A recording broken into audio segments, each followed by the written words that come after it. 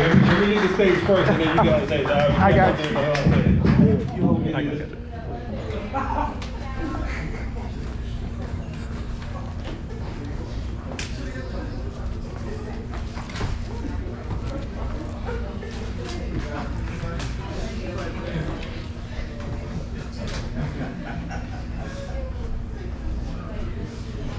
How y'all doing tonight? What's happening? I'm going to continue the trend. I'm just another disabled comic. Y'all don't see my disability. My disability is, honest to God truth, when I laugh hard, I pass out. Oh, hit the floor. So I'm going to try to be a little funny, but not too funny, because if I hit the floor, I don't know how many of y'all take to get me back up. And I'm just a big dude.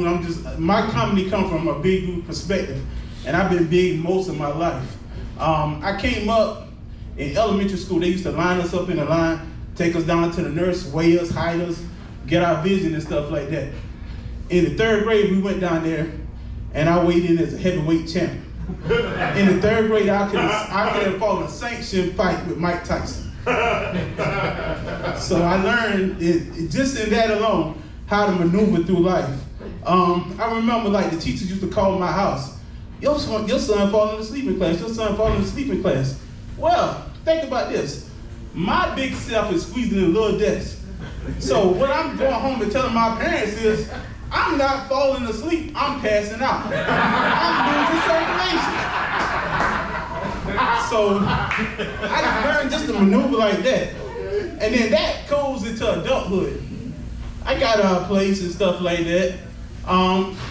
The main thing a lot of us big people know is furniture shopping. We can't just go to Rent-A-Center. A lot of that furniture, honestly, is cheap or fall apart. Imagine me coming home, sitting on the couch, and it folding up like a beach chair.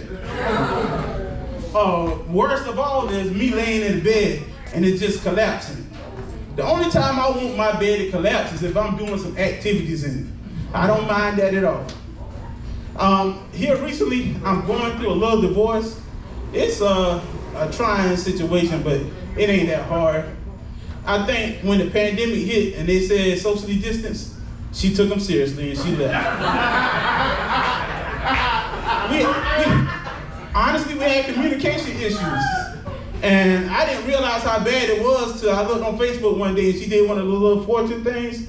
And it said for 2021, by her side was gonna be her mother. So I got some paper in the mail and moved on. What I learned is you gotta be persistent, and that was taught to me by my dad. This goes back to me being a chubby kid. I used to be on different little sports teams, because you know, your parents want you to get on sports teams when you're chubby, kind of lose a little bit of weight. I remember I used to be on this baseball team, and before practice, the coach used to be like, yeah, y'all gonna run around the field.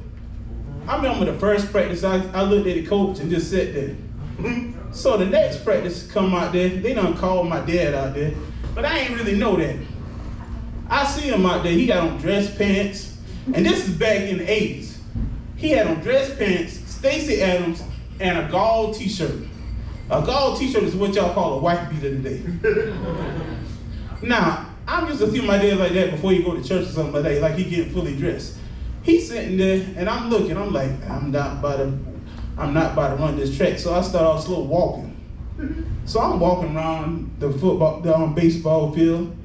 Oh, Lord. And I understand what white people say when they see black people pop up behind them while they scared. My dad popped up behind me with a belt, and boy, he ran into Stacey Adams, and I started to run too. He started hitting me, and I kept on running, and he kept on running. But that's it for tonight. Thank y'all.